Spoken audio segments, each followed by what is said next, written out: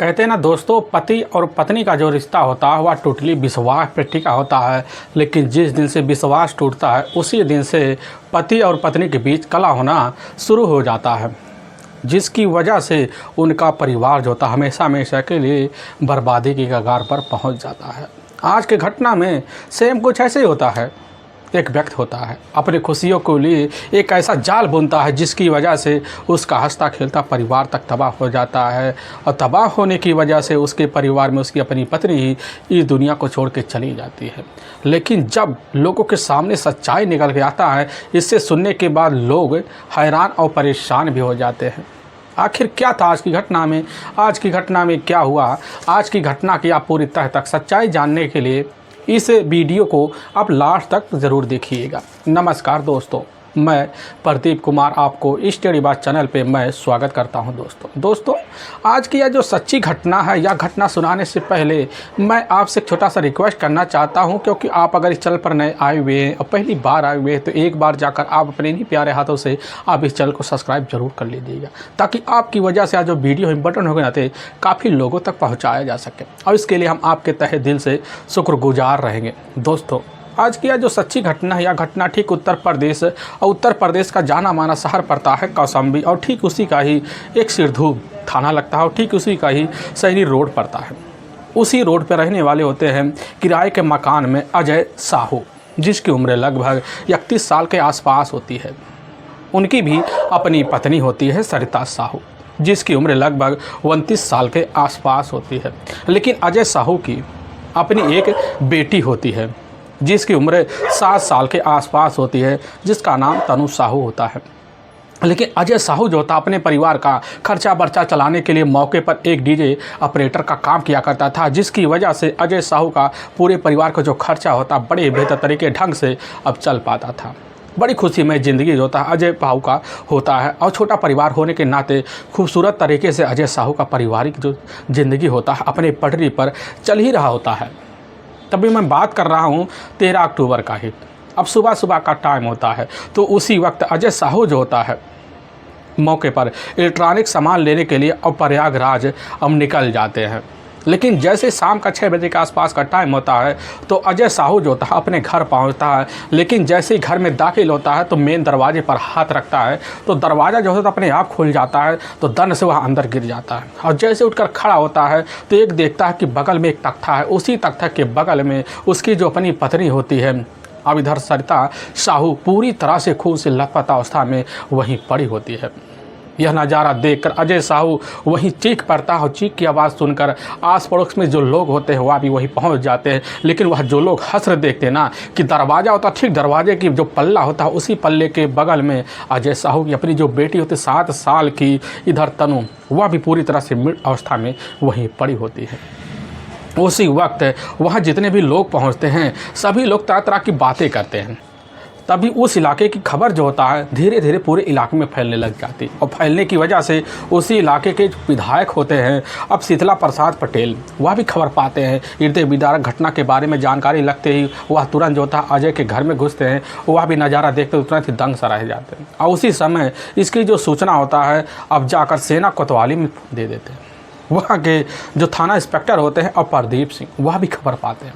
खबर पाने के बाद वह भी पूरी तरह से सोच में पड़ जाते हैं, और इसकी जो सूचना होता है हृदय विदारक घटना होने के नाते अपने से बड़े अधिकारी को भी दे देते हैं, और साथ में कुल पुलिस इंस्पेक्टर और साथ में कुछ पुलिस कांस्टेबल भी होते हैं। होने के बाद उनको अपने साथ लेते हैं और लेकर इधर जो होता सैनी रोड के उसी अजय साहू के घर में घुसते हैं। लेकिन जब घुसते हैं तो देखते हैं कि सही में एक तख्त है, उसी के बगल में अजय साहू की जो अपनी पत्नी होती है सरिता पूरी तरह से खून से लथपथ अवस्था में पड़ी होती है। अब प्रदीप सिंह जो होते हैं इधर जैसे ही सरिता के बॉडी का वही निरीक्षण करना शुरू कर देते हैं, तो पता चलता है सरिता के बॉडी पर काफ़ी गहरे गहरे लगभग 5 से 6 घाव होते हैं। ऐसा लग रहा है हत्या ने बड़े बेरहमी तरीके से अपना पूरी मकसद को कामयाब किया होगा।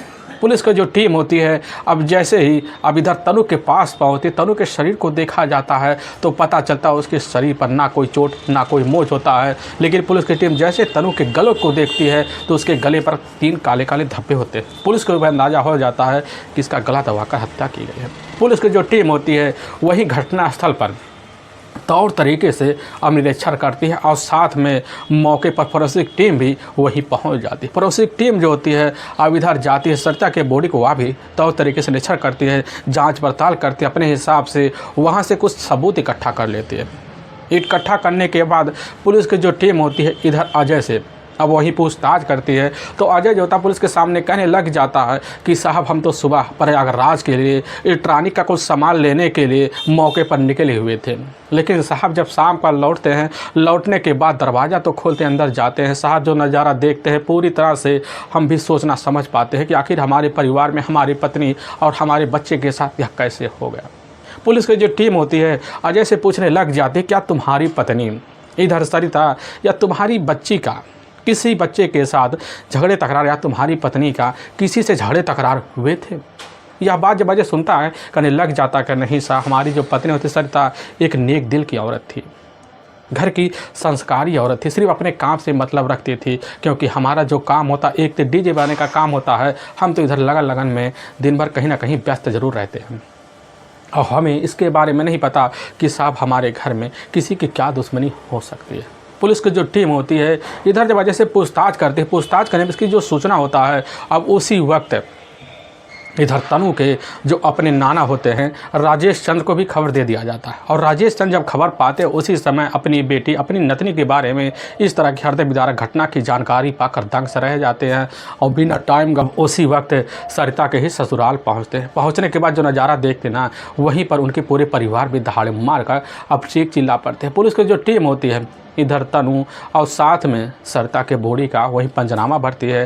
पंचनामा भरने के बाद उठाकर अपने ही नज़दीकी सरकारी जो अस्पताल होता है उसी में पोस्टमार्टम के लिए भेजवा देती है। अब पुलिस की जो टीम होती है अब इधर राजेश चंद्र से वहीं कुछ पूछताछ करती है। अब पूछताछ करने के बाद उन्हीं के तहरीर पर अज्ञात हत्यारे के विरुद्ध हत्या का मुकदमा दर्ज कर लेती है। और इधर पुलिस की टीम उस इलाके में जितने भी उनके हितकारी लोग होते हैं अजय के, पुलिस की टीम उनसे जाती पूछताछ करती है। लेकिन जब उनसे पूछताछ किया जाता है तो पुलिस के सामने काफ़ी चौंकाने वाली रहस्य निकल के आ जाता है। तो पता चलता है कि असल में जब सुबह का टाइम होता है, सुबह के टाइम में तो मौके पर अजय जो होता है अपने काम से बाहर निकल जाता है, लेकिन दिन भर इनके घर में पूरी तरह से शांति पसरी होती है। अगर कोई भी अपराधी घर के अंदर दाखिल होता, अगर इधर सरिता के ऊपर किसी भी चीज़ से प्रहार करता है तो सरिता घर में ज़रूर चीखती, यहाँ तक कि चीखने की आवाज़ जो होता किसी भी तरह से किसी के कानों तक नहीं पहुँची। और पुलिस की टीम जब यह बात सुनती है तो पूरी तरह से सन्न से रह जाती कि आखिर जो होता है सही में सरिता के घर में से कोई चीखने की आवाज़ बाहर किसी के कानों में पहुँची क्यों नहीं।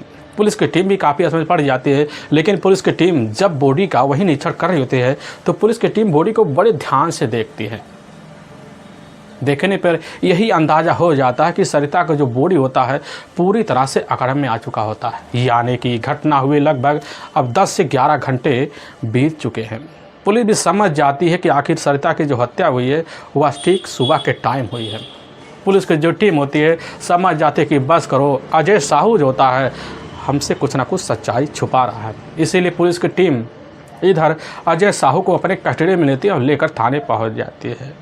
पुलिस की टीम जो होती है अजय साहू से अपने तरीके से पूछताछ करती है, लेकिन अजय साहू जो होता है पुलिस के सामने यही कहने लग जाता है कि साहब हमें नहीं पता कि हमारी बेटी तनु और साथ में हमारी अपनी पत्नी इधर सरिता के साथ ऐसे कारनामे को अंजाम कौन दे सकता है। पुलिस के हाथ कोई सुराग नहीं लगता, जिसकी वजह पुलिस की टीम जो होती है उधर अजय साहू को अब जेल से समझा बुझाकर मौके पर वापस घर भेज देती है। लेकिन पुलिस के सामने चैलेंज बढ़ता चला जाता है कि सरिता और तनु का हत्यारा कौन हो सकता है। इसीलिए पुलिस की जो टीम होती है अब उधर दूसरी तरफ राजेश चंद्र और साथ में राजेश चंद्र की अपनी दूसरी नंबर की बेटी होती है इधर कविता, और तीसरे नंबर की एक और बेटी होती है सविता। पुलिस की टीम जाती है अब वहीं दोनों से पूछताछ करती है। लेकिन जब सविता से पूछताछ किया जाता है, यानी कि अजय की अपनी छोटी साली होती है, और जब सविता से पूछताछ किया जाता है तो पुलिस के सामने वह ऐसी बात रख देती है जिसकी वजह से पुलिस पूरी तरह से चौंक सी जाती है। पुलिस को इधर सविता के द्वारा पता चलता है कि असल में सविता की अपनी जो दूसरी नंबर की बड़ी बहन है यानी कि दीदी है कविता, और साथ में उसके अपने जीजा जो होते हैं अजय साहू के बीच काफ़ी महीनों से प्रेम संबंध चल रहे। अब इसकी जानकारी पूरे परिवार को थी। अब इसी को लेकर हमारी जो अपनी बड़ी बहन होती है, इधर सरिता और साथ में अजय के बीच काफ़ी दिनों से झगड़े तक चल रहे थे। पुलिस की टीम समझ जाती है कि आखिर मामला अब क्या हो सकता है। इसीलिए पुलिस की जो टीम होती है सबसे पहले इस केस को और मजबूत बनाने के लिए उस इलाके में जाती है जहां पर अजय पहले से निवासा बनाकर रह रहा होता है। उस इलाके में पहुंचती है, वहाँ के जितने सीसीटीवी फुटेज होते हैं पुलिस की टीम उनको भी चेक करती है, लेकिन उसमें भी कोई सुराग नहीं मिलता। यहाँ तक पुलिस जो होती है उस बाज़ार में जाती है जिस बाज़ार में अजय का पहले से काफ़ी आना जाना होता है। वहाँ भी जाती, पता चलता है कि अजय जो होता है सुबह 10 बजे के आसपास है उस बाज़ार में दिखाई देता है। पुलिस अपने हिसाब से काफ़ी जगह जाँच पड़ताल करती है, लेकिन पुलिस के हाथ कोई ठोस सबूत नहीं लगता। लेकिन पुलिस के सामने अब इधर सविता के द्वारा जो बात रखी गई है पुलिस के लिए सबसे बड़ी यही सबूत बन जाती है। इसीलिए पुलिस की जो टीम होती है अब बिना टाइम गंवाए अजय साहू और साथ में अजय साहू की अपनी जो साली होती है अब कविता को अपने कस्टडी में लेती है और लेने के बाद थाने पहुंच जाती है। लेकिन कविता तो जैसे वहां के पुलिस मैडम को देखती है तुरंत ही पूरी तरह से हिलबुल डालती है। पुलिस की टीम जब कविता के चेहरे को देखती भांप जाती है। कविता पुलिस के सामने कुछ ना कुछ सच्चाई छुपाने वाले, इसीलिए पुलिस की टीम अपना तरीका अपनाती है, मनोवैज्ञानिक तरीका अब दोनों पर आजमाना शुरू कर देती है, जिसकी वजह से पुलिस को जैसे ही अब देखते हैं इस हकीकत को तुरंत ही दोनों समझ जाते कि आखिर हमारे साथ आगे होने वाला क्या है। इसीलिए बिना टाइम गंवाए अजय साहू और साथ में इधर कविता टूट जाते हैं और कविता ठीक अपनी ही बहन इधर सरिता और साथ में तनु की हत्या की राज वहीं खोल बैठती है। लेकिन इधर अजय और साथ में कविता जो पुलिस के सामने हृदय विदारक घटना की सच्चाई रखते हैं, इसे सुनने के बाद लोगों का कलेजा भी हिल सा जाता है। असल में उत्तर प्रदेश का जाना माना शहर पड़ता है कौशाम्बी, और ठीक उसी में ही एक पूरा थोक जाना माना इलाका पड़ता है। उसी इलाके के रहने वाले होते हैं राजेश चंद्र, उनकी अपनी पत्नी भी होती है उषा।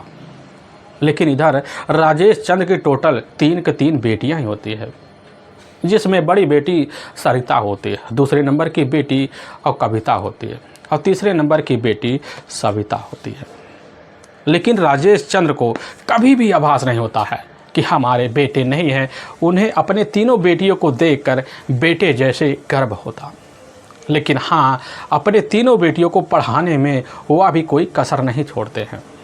लेकिन सविता कैसे ना तैसे कर कर अपन ही पास एक इंटर कॉलेज होता, उसी में जाकर इंटर तक की पढ़ाई भी कर लेती है।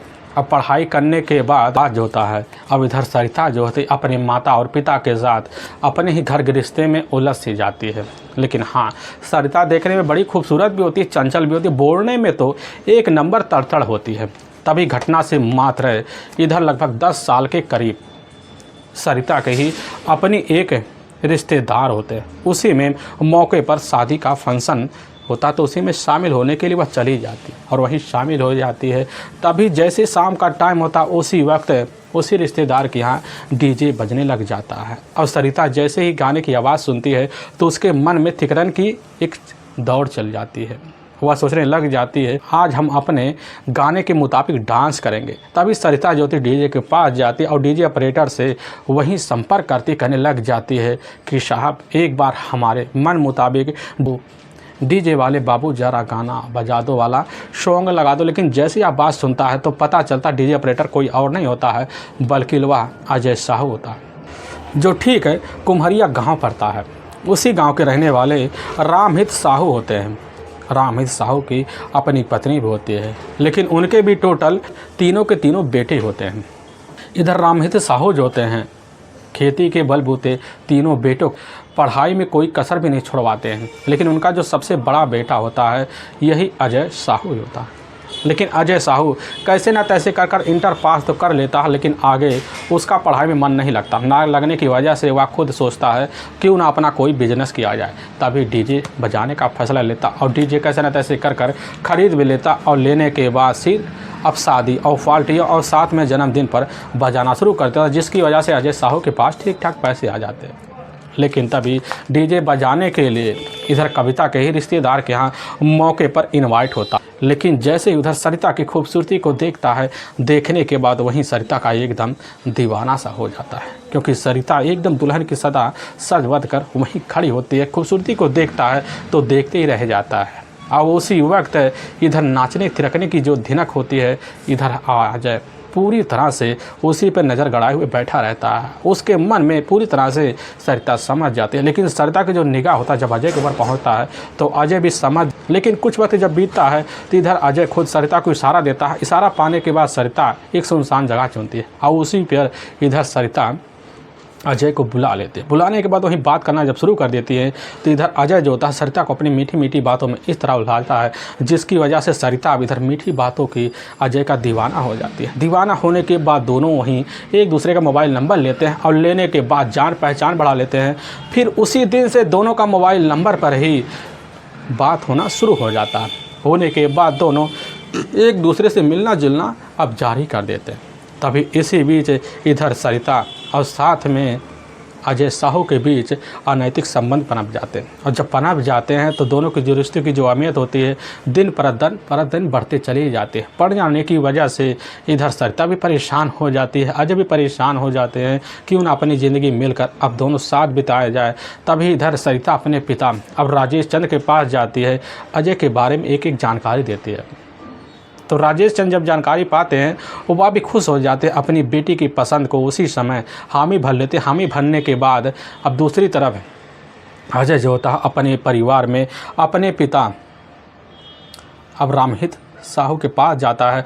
जब जानकारी देता वह भी सनस रह जाते। उसी समय कहने लग जाते कि बेटा तुम्हें जो होता है सरिता से शादी नहीं करना है। लेकिन अजय जो होता है अपने पिता अपने भाई की बात मानने के लिए कतई तैयार नहीं होता है और ना होने की वजह से अपने परिवार के खिलाफ हो जाता है। होने के बाद वह जाता है सरिता को अपने साथ लेता और लेने के बाद एक मंदिर में रीति रिवाज के तहत अब शादी कर लेता है। लेकिन शादी करने की जो खबर होता है अब जाकर रामहित को जब लगता है तो वह भी सनस रह जाते हैं। लेकिन क्या करें, एक बेटा होने के नाते अपने ही घर में इधर सरिता और साथ में अजय साहू को जगह दे देते हैं। जगह देने के बाद कुछ दिन में तो घर रहते हैं। रहने के बाद खूबसूरत तरीके से अजय और साथ में सरिता अपनी ज़िंदगी बिताने लग जाते हैं। लेकिन जब उनको लगने लग जाता है कि इस घर में रहना हमारे लिए खतरे से खाली नहीं है, तो उसी समय इधर सरिता और साथ में अजय साहू दोनों फैसला लेते हैं। और फैसला लेने के बाद उसी कसम में जाते हैं। वहीं से जो सिरताहू पड़ता है और ठीक उसी का ही जो सैनी रोड पड़ता है, उसी रोड पे जाकर एक कमरा लेते, वह किराए का, और उसी में रहना शुरू कर देते। और वहीं से इधर सरिता और साथ में अजय साहू अपनी खूबसूरत तरीके से अपनी ज़िंदगी अब बिताने लग जाता है। ऐसे बीतते बीतते लगभग जब सालों को वक्त बीत जाता है तो अजय का जो होता है अपने ससुराल में काफ़ी आना जाना बन जाता है, क्योंकि उसके जो अपने ससुर होते हैं वह तो एक बीमारी के चलते इस दुनिया को छोड़ के जा चुके होते हैं। सिर्फ घर में अजय की अपनी सास बचती है और वही अजय के सास जो होता है इधर अपने ही घर में जिम्मेदारी उठाते हैं। लेकिन घर में कोई बेटा ना होने की वजह से अजय की जो सास होती है अजय को अपने बेटा का तौर दर्जा जो था अपने ही घर में दे रखी थी, जिसकी वजह से अजय के ऊपर काफ़ी सारी जिम्मेदारी होती। उसी जिम्मेदारी को निभाने के वादे जो होता है अजय अपने ससुराल में काफ़ी आना जाना लगा देता। आने जाने की वजह से उसके सामने उसकी जो अपनी साली होती है कविता एकदम जवानी के दौर पर जब पहुंचने लग जाती है तो उसकी खूबसूरती को जब देखता है, देखने के बाद अपनी साली का वहीं अजय दीवाना सा हो जाता है। इतना दीवाना सा हो जाता है कि उसके इर्द गिर्द मटाने लग जाता है। और जीजा और साली होने के नाते दोनों में हंसी ठिठोले भी चलते। हंसी ठिठोले का जो हद होता है अजय भी क्रॉस कर देता और कविता जब क्रॉस की हद देखती तो वह भी तुरंत इग्नोर कर जाती, जिसकी वजह से प्रतिदिन इधर अजय की जो हरकतें होते कविता के लिए बढ़ते चले जाते हैं। और बढ़ने के बाद दोनों के बीच प्रेम प्रसंग जो सिलसिला होता है धीरे धीरे इस तरह हावी हो जाता है। हावी होने की वजह से अजय जो होता अपनी चाहतों को पूरा करने के लिए हर दिन लग जाता है। तभी एक दिन इधर कविता जो होती है एक पार्टी में जाने के लिए तैयारी कर मौके पर घर से ही निकलने लग जाती। तभी उसी वक्त अजय साहू टपक देता है और जैसे ही इधर कविता के पहनाव को देखता, देखने के बाद उसकी खूबसूरती और पहनाव को इतने तारीफ़ कर देता है, जिसकी वजह से कविता अपनी जीजा के ही तारीफ़ों पे फिदा हो जाती। फिदा होने के बाद तो कविता भी उसी दिन से अपने जीजा को अपने दिल के अंदर बसा लेती है और फिर उसी दिन से इधर रोज़ का अजय का और कविता का मिलना जुलना जारी हो जाता है। यहाँ तक कि दोनों के बीच जो होता है इधर मुलाकातें करने के लिए चाहते बढ़ना शुरू हो जाते हैं। तभी एक दिन जैसे शाम का टाइम होता है तो उसी वक्त अजय साहू जो होता है अपनी ससुराल पहुँचता है और जब पहुँचता है तो पता चलता है उसके घर में उसकी ना अपनी छोटी साली होती हैं सविता और ना उसके अपने सास होते हैं। घर में सिर्फ कविता अकेली होती है और फ़ायदा देखता तो अंदर जाता है तो कविता पता चलता है स्नान कर कर बाहर ही आ रही होती है तो अजय पहुंचता तो वहीं इशारा करता है, 2-3 बात करता है, लेकिन कविता इशारा समझ जाती है कि आखिर जो होता है जीजा हमारे अजय साहू चाहते क्या है। इशारा पाकर तुरंत ही वह भी इशारा दे देती है, अपने ही बेडरूम में ले जाती है और वहीं अपने जीजा के साथ अनैतिक संबंध बनाते थे। और संबंध के बाद जो होता है रोज़ का यह सिलसिला अब इधर अजय साहू के साथ चलने लग जाता है।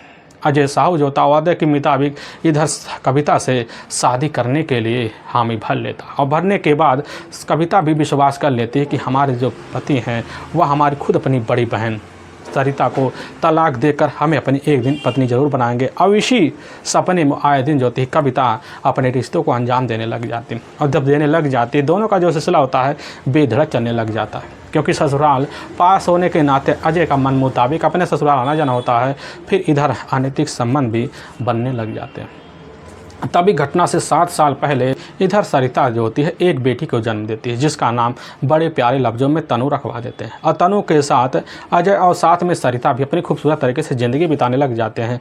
लेकिन हाँ अपने मुताबिक अजय जो था अपनी चाहत पूरा करने के लिए अपने ससुराल कविता के पास आता, अपने रिश्ते को अंजाम देकर वहाँ से कविता को भी खुश करके चला जाया करता था। यह सिलसिला जब चलने लग जाता है इधर जो होता है सरिता की जो अपनी माँ होती है वह भी समझ जाती है कि दामाद और साथ में बेटी कविता के बीच क्या चल रहा है, जिसकी वजह से उसी समय इधर कविता की जो अपनी माँ होती है कविता की शादी कराने के लिए फैसला लेती है। फैसला लेने के बाद कैसे न तैसे कर घटना से मात्र 3 साल पहले कविता की जो शादी होती है कौसंबी में ही एक चरवा गांव पड़ता है, उसी गांव का रहने वाला नीरज होता है। अब नीरज के साथ जाकर कविता का शादी तय तरीके से कर दिया जाता है और कविता भी अपने ससुराल तो जाती है, लेकिन ससुराल में इधर जो होता है अपने जीजा अजय के लेकर काफ़ी चिंतामय होने लग जाती है, जिसकी वजह से अजय से बात करने के लिए मौका निकालती और फ़ोन पे लगी पड़ी रहती है। लेकिन जैसे महीने बीतते उसी समय मायके आ जाती, लेकिन मायके आने की खबर अजय को लगता तुरंत ही उसी समय बिन बेता अपने ससुराल जाता, फिर अपने रिश्ते को अंजाम देता। अब यह सिलसिला चलते चलते अजय और साथ में कविता के बीच लगभग 1 साल का वक्त जब बीत जाता है तो कविता जो होती है इधर नीरज की बच्चे की एक माँ बन जाती है।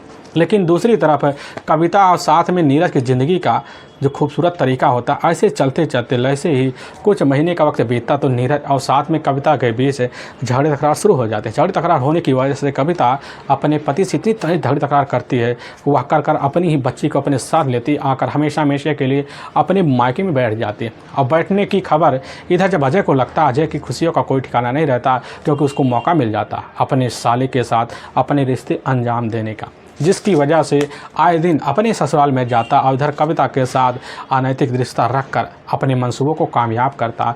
और इधर कविता की भी ज़रूरत जो होता है खुद उसके अपना जीजा अजय पूरे करने लगता, जिसकी वजह से दोनों की जो ज़िंदगी होता है खूबसूरत तरीके से चलने लग जाता।